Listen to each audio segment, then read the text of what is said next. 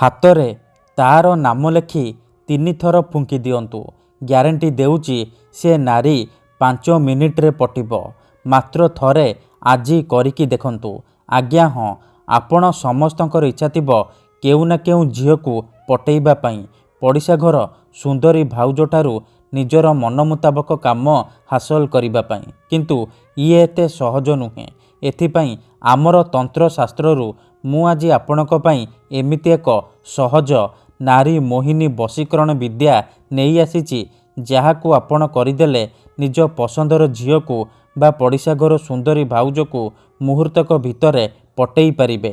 ତାଠାରୁ ନିଜର ମନ ମୁତାବକ କାମ ହାସଲ କରିପାରିବେ। ଏହି ବଶୀକରଣ କରିବା ପାଇଁ ଆପଣଙ୍କୁ କୌଣସି ପ୍ରକାର କଷ୍ଟ କାମ କରିବାକୁ ପଡ଼ିବନି କିମ୍ବା କିଛି ବି ପଇସା ଖର୍ଚ୍ଚ କରିବାକୁ ପଡ଼ିବନି। କେବଳ ହାତ ପାପୁଲିରେ ତାର ନାମ ଲେଖି 3 ଥର ଫୁଙ୍କିବାର ଅଛି। ଗ୍ୟାରେଣ୍ଟି ଦେଉଛି ଏପଟେ ଆପଣ ଏହି ବିଧିକୁ କରିବା ମାତ୍ରେ ସେପଟେ ପ୍ରଭାବ ପଡ଼ିବା ଆରମ୍ଭ ହୋଇଯିବ। ସେହି ସମୟଠାରୁ ସେ ଝିଅ ହେଉ ବା ପଡ଼ିଶା ଘର ଭାଉଜ ଆପଣଙ୍କ କଥା ଭାବିବ। ଯେପର୍ଯ୍ୟନ୍ତ ଆପଣଙ୍କ ପାଖକୁ ଆସିନି, ଆପଣଙ୍କ ସହିତ ସମ୍ପର୍କ ରଖିନି, ସିଏ ଗୋଟେ ମୁହୂର୍ତ୍ତ ବି ରହିପାରିବନି। ଏହି ବଶୀକରଣ ଦୁନିଆର ସବୁଠାରୁ ସହଜ କିନ୍ତୁ ମହାଶକ୍ତିଶାଳୀ ବଶୀକରଣ। ଏହାର ପ୍ରୟୋଗ କେବେ ବି ଖାଲି ଯାଏନି। ତେଣୁ ମୋର ଆପଣମାନଙ୍କୁ ଅନୁରୋଧ କି ଏହାକୁ ଆପଣ ଭାବିଚିନ୍ତି ପ୍ରୟୋଗ କରିବେ। କାହିଁକି ନା ମାତ୍ର ଥରେ, ଆଜ୍ଞା ହଁ, ମାତ୍ର ଥରେ ଯେଉଁ ଝିଅ ବା ନାରୀ ଉପରେ ଆପଣ ଏହି ବଶୀକରଣକୁ ପ୍ରୟୋଗ କରିଦେବେ, ସିଏ ସେହି ସମୟଠାରୁ ଆପଣଙ୍କ ଆଡ଼କୁ ଆକର୍ଷିତ ହେବାକୁ ଲାଗିବ। ପାଗଳି ପରି ଆପଣଙ୍କୁ ଭଲ ପାଇବାକୁ ଲାଗିବ। ଆପଣଙ୍କ ପ୍ରେମରେ ଏମିତି ଦିବାନୀ ହେଇଯିବ କି ଆପଣଙ୍କୁ ନ ଦେଖି ଗୋଟେ ମୁହୂର୍ତ୍ତ ବି ରହିପାରିବନି। କେବଳ ଆପଣଙ୍କୁ ହାତ ପାପୁଲିରେ ତାର ନାମ ଲେଖି 3 ଥର ଫୁଙ୍କିବାର ଅଛି। ତାପରେ ଦେଖିବେ ଚମତ୍କାର। ନମସ୍କାର ଫ୍ରେଣ୍ଡସ୍, ଓଡ଼ିଆ ଫଣ୍ଡା ଚ୍ୟାନେଲକୁ ଆପଣମାନଙ୍କୁ ସ୍ୱାଗତ। ଯଦି ଆପଣ ଝିଅ ପଟେଇବାକୁ ଚାହୁଁଛନ୍ତି, ବିବାହିତା ନାରୀକୁ ପଟେଇବାକୁ ଚାହୁଁଛନ୍ତି, ତେବେ ଆଜିର ଏହି ଭିଡ଼ିଓଟିକୁ ମୂଳରୁ ଶେଷ ପର୍ଯ୍ୟନ୍ତ ପୁରା ଧ୍ୟାନ ସହିତ ଦେଖିବେ। କାହିଁକି ନା ଆଜି ମୁଁ ଆପଣଙ୍କୁ ଶିଖେଇବି ନାରୀ ମୋହିନୀ ବଶୀକରଣ ବିଦ୍ୟା। ଏହି ବଶୀକରଣ ମହାଶକ୍ତିଶାଳୀ ବଶୀକରଣ। ଏହାର ପ୍ରୟୋଗରେ ଆପଣ କେଉଁ ବି ଝିଅ ବା ବିବାହିତା ନାରୀକୁ ମୁହୂର୍ତ୍ତକ ଭିତରେ ନିଜ ଆଡ଼କୁ ଆକର୍ଷିତ କରିପାରିବେ। ଯଦି ଆପଣ କେଉଁ ଝିଅକୁ ବହୁତ ଦିନ ହେଲା ଭଲ ପାଉଛନ୍ତି, ତା ପଛରେ ଗୋଡ଼େଇ ଗୋଡ଼େଇ ଥକିଗଲେଣି, କିନ୍ତୁ ସେ ଝିଅକୁ ପଟେଇ ପାରୁନାହାନ୍ତି, ତାକୁ ନିଜର ମନ କଥା କହିବାକୁ ଡରୁଛନ୍ତି, ଆଉ ଆପଣ ଚାହୁଁଛନ୍ତି କି ସେ ଝିଅ ନିଜେ ଆସି ଆପଣଙ୍କୁ ଭଲ ପାଉଛି ବୋଲି କହୁ, ତେବେ ମାତ୍ର ଥରେ ହାତ ପାପୁଲିରେ ତାର ନାମ ଲେଖି 3 ଥର ଫୁଙ୍କିକି ଦେଖନ୍ତୁ। ଗ୍ୟାରେଣ୍ଟି ଦେଉଛି ସେ ଝିଅ ନିଜେ ଆସିବ, ଆପଣଙ୍କ ସହିତ କଥା ହେବ, ଆପଣଙ୍କୁ ଭଲ ପାଉଛି ବୋଲି କହିବ।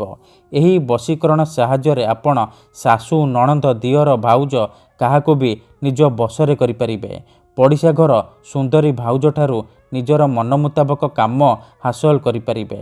ବର୍ଷ ବର୍ଷ ଧରି ଭାଙ୍ଗି ଯାଇଥିବା ପୁରୁଣା ପ୍ରେମକୁ ମଧ୍ୟ ଫେରାଇ ଆଣିପାରିବେ। ତେଣୁ ଏହି ବଶୀକରଣକୁ ଆପଣ ଭାବିଚିନ୍ତି ପ୍ରୟୋଗ କରିବେ। ଠିକ୍ ଅଛି, ତେବେ ଏହି ବଶୀକରଣ କରିବା ଅତି ସହଜ। ଏହାକୁ କେହି ବି ଅତି ସହଜରେ କରିପାରିବେ।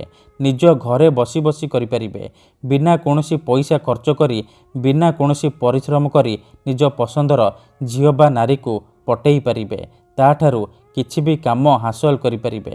ତେବେ ଏହି ବଶୀକରଣ ଆପଣ କିପରି କରିବେ, କେମିତି କରିବେ, ଏହାର ପ୍ରୟୋଗ ବିଧି କ'ଣ, ମୁଁ ଆପଣଙ୍କୁ ବତେଇବି। ସମ୍ପୂର୍ଣ୍ଣ ପ୍ରୟୋଗ ବିଧି ଠିକ୍ ଭାବରେ ବତେଇବି। ଜାଣିବା ପାଇଁ ମୋର ଆପଣମାନଙ୍କୁ ଅନୁରୋଧ କି ଆପଣ ଭିଡ଼ିଓଟିକୁ ମୂଳରୁ ଶେଷ ପର୍ଯ୍ୟନ୍ତ ପୁରା ଧ୍ୟାନ ସହିତ ଦେଖିବେ। ଅଧାରୁ ଛାଡ଼ିକି ପଳେଇଲେ କିମ୍ବା କାଟି କାଟି ଦେଖିଲେ ଆପଣ କିଛି ବି ବୁଝିପାରିବେନି। ପରେ କହିବେ, ଗୁରୁଜୀ ଆପଣଙ୍କର ବଶୀକରଣ କାମ କରୁନି। ତେଣୁ ପ୍ରଥମେ ଆପଣ ଭିଡ଼ିଓକୁ ପୁରା ଧ୍ୟାନ ସହିତ ଶେଷ ପର୍ଯ୍ୟନ୍ତ ଦେଖନ୍ତୁ। ପ୍ରୟୋଗ ବିଧିକୁ ଠିକ୍ ଭାବରେ ବୁଝନ୍ତୁ। ତାପରେ ଆପଣ ବଶୀକରଣ କରିବା ପାଇଁ ଯିବେ।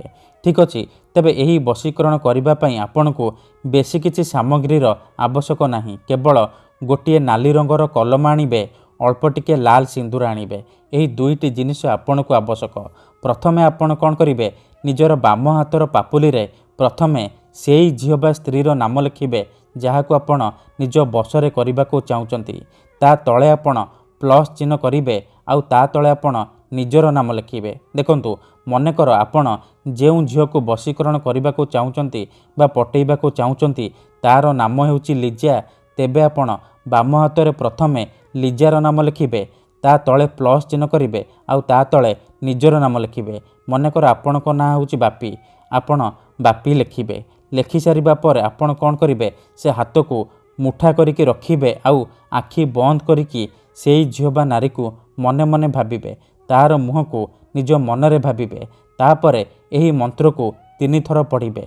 ଓମ୍ ହ୍ଲିଂ କ୍ଲିଂ ଆମୁକଂ ମମ ବଶ୍ୟଂ କୁରୁ କୁରୁ ସ୍ୱାହା। ଓମ୍ ହ୍ଲିଂ କ୍ଲିଂ ଆମୁକଂ ମମ ବଶ୍ୟଂ କୁରୁ କୁରୁ ସ୍ୱାହା। ଆମୁକଂ ଜାଗାରେ ଆପଣ ସେଇ ଝିଅ ବା ସ୍ତ୍ରୀର ନାମ ଉଚ୍ଚାରଣ କରିବେ ଯାହାକୁ ଆପଣ ନିଜ ବଶରେ କରିବାକୁ ଚାହୁଁଛନ୍ତି। 3 ଥର ମନ୍ତ୍ର ପଢ଼ି ସାରିବା ପରେ ମୁଠା ଖୋଲିବେ ଆଉ ସେ ହାତରେ 3 ଥର ଫୁଙ୍କିଦେବେ।